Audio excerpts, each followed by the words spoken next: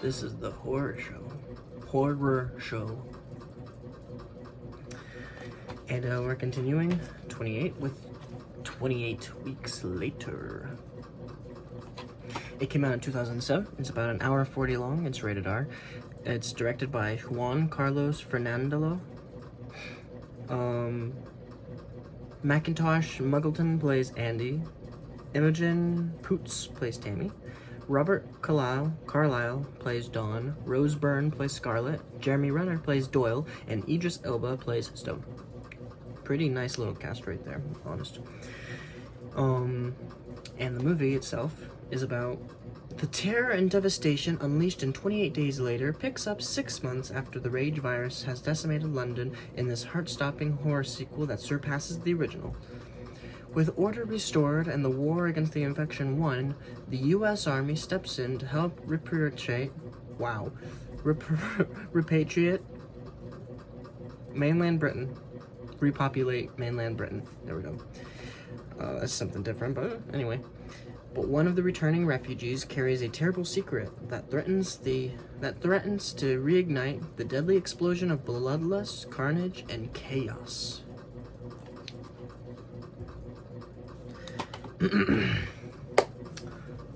First time ever watching this movie, I loved it.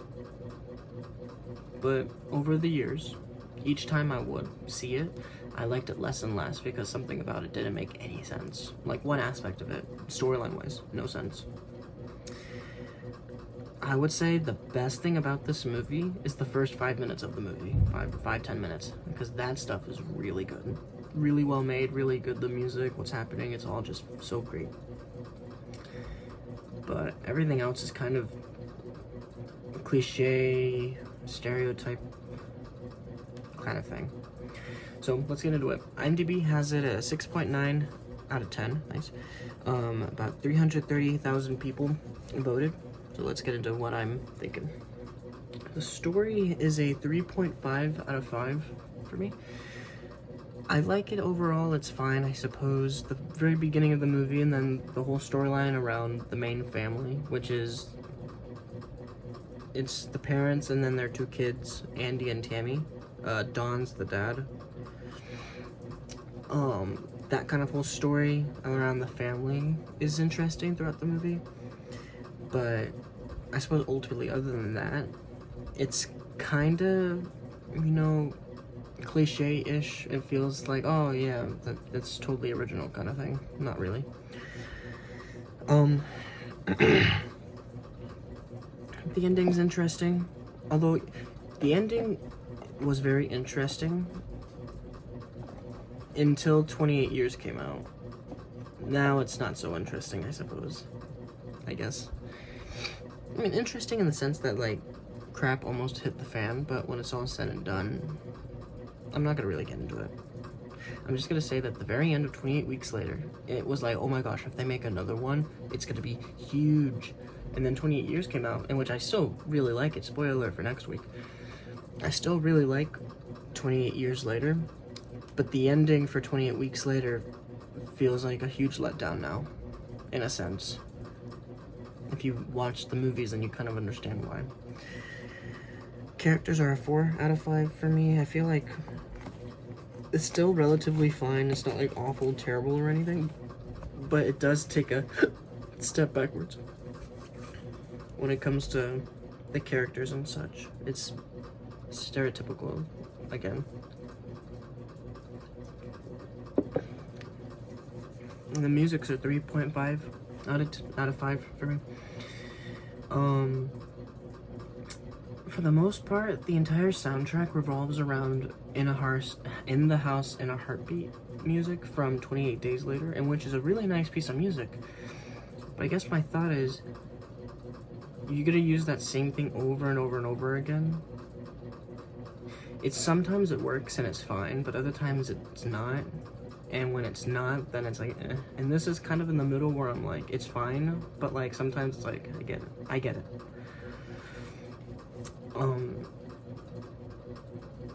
So I mean, it's not terrible. If it was terrible, it would be like a 1.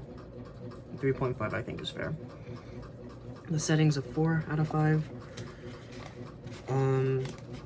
instead of it being all of London like it was in Days, it's just well, if it was all of the UK, my bad. If it was all of like England, but in this it's just London, basically anyway. Except for the very beginning and the very ending.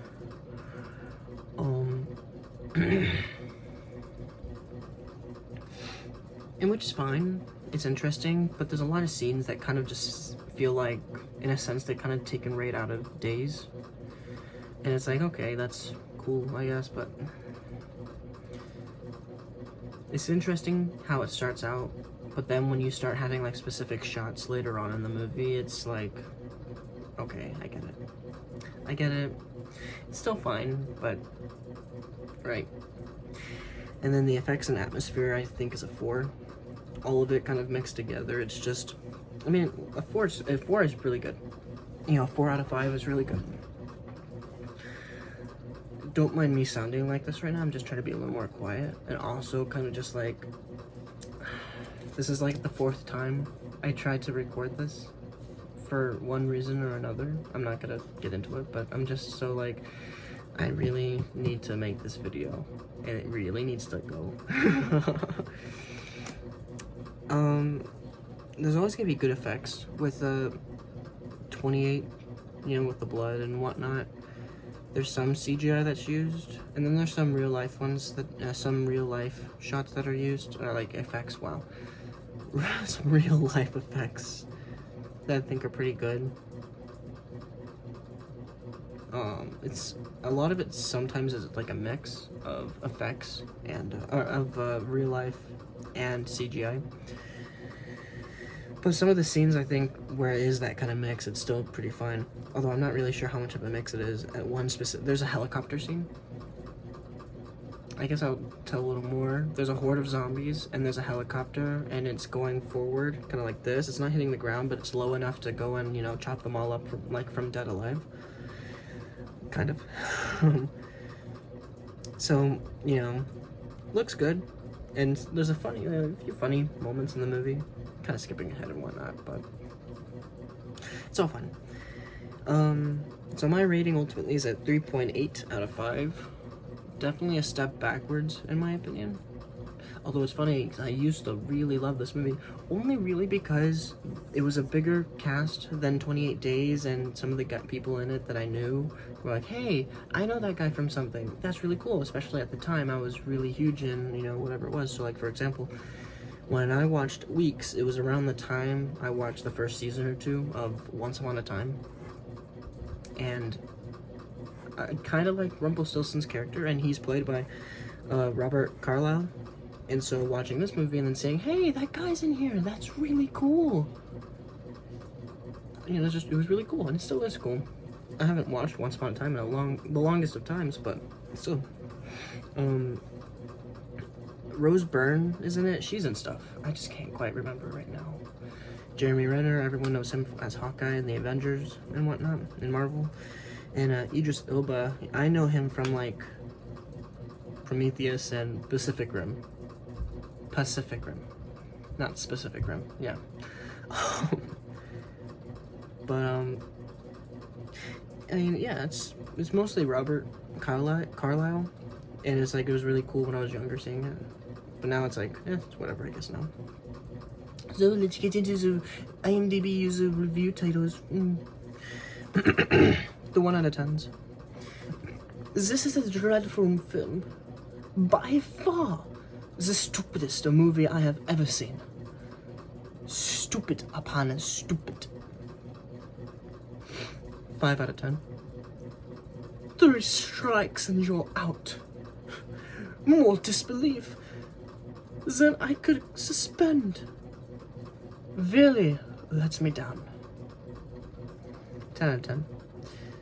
The best, I'm not saying that word, the best dang horror movie I've ever seen in a long time. Best movie of the summer? This is the way a sequel must be filmed. So, I think I get it. Although I really disagree with the last part, the 10 out of 10, this is the way a sequel must be filmed. Because when I'm thinking of like a sequel, I think of consistency. And the consistency would be the director and / or the style. And this movie is different. Both of them are different. I mean, it is still, you know, a zombie movie, even though it's an infection movie. Like, okay, dude, I'm gonna talk about something real quick and then get back, okay?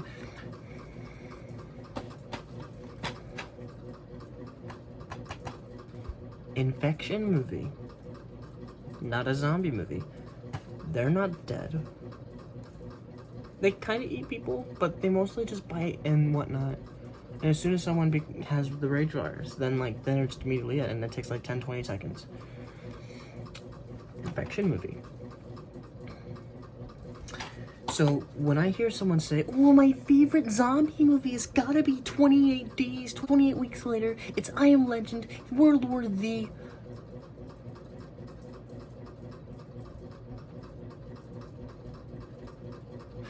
a better answer for a favorite zombie movie, in my opinion, would be picking Nightmare City, old Italian movie. Would be picking Zombieland. Would be picking the Dawn of the Dead remake. But like to say that this is your favorite zombie movie, come on, it's not a zombie movie. So I think it also kind of sucks when you're watching this, or at least in the eyes of like, oh, this is like an infection movie, which it is. And then there's a lot of zombie kind of qualities in the movie that's like, that doesn't make any sense. I mean, I guess you could make a case for specific things, which is like, okay, I guess, but like, I don't know. Really, dude? Really? So, is this a movie you should watch? You could. Maybe you'll like it. You'll love the first 5-10 minutes. Or maybe not love, but you'll think it's really good and well made. It was definitely well made.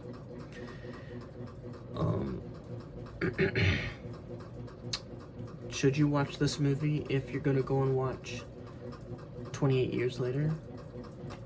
I would say if you had to watch either or Days or Weeks, because like you could probably watch Weeks without really watching Days, because there's like an introduction that kind of tells, you know, it's very similar to Years, as there's the intro scene, and then there's kind of like the letters on screen being like, hey, here's the situation kind of thing.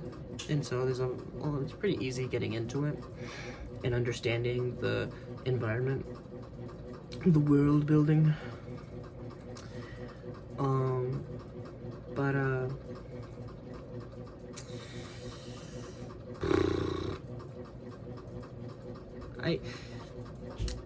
If you wanted to watch Years, you don't really have to watch Weeks. You could just watch Days. You could just watch Weeks, I suppose. I would say if you're gonna go and watch Years, you should watch Days first. That's what I would say. I would say watch Weeks for fun or skip it. It doesn't really matter that much. But like if you just wanted to watch this movie because you've never seen it before, sure. I mean, it has a lot of fun moments and whatnot. It's just, I really like Days, and then it just felt like they kind of like did something completely different. So like this in of itself, it's a good, fine movie. I mean, 3.8 out of 5 is really good. But in the setting and the standard of Days, that's like not really. So I guess kind of spoiler. That's why I'm a little bit nervous about the Bone Temple, because it's a different director. And you could still make the case of like, oh yeah, so same. It's gonna be the same story. It's just, you know, the director is gonna choose specific stuff. Like sure, but I don't know. Sometimes it works fine and good, like Star Wars, the original trilogy. I would say did a really good job at, you know, having 3 different directors, but also pushing a good story. But then, like, say, for example, the last Star Wars trilogy that they made, Force Awakens, Last Jedi, and Rise of Skywalker, it just sucks. Because the first one's a remake. Alright, no, my bad. The first one is a requel. The Force Awakens is effectively a remake of A New Hope. The Last Jedi goes, it's like if the story's doing this, it does that when it's supposed to go that. It just, and then the third one is trying to go back to where it was going, but ultimately it is still this, and that sucks. You always want that, unless the whole point is to be like that, but it makes sense at the end, in which it just doesn't really make sense in that.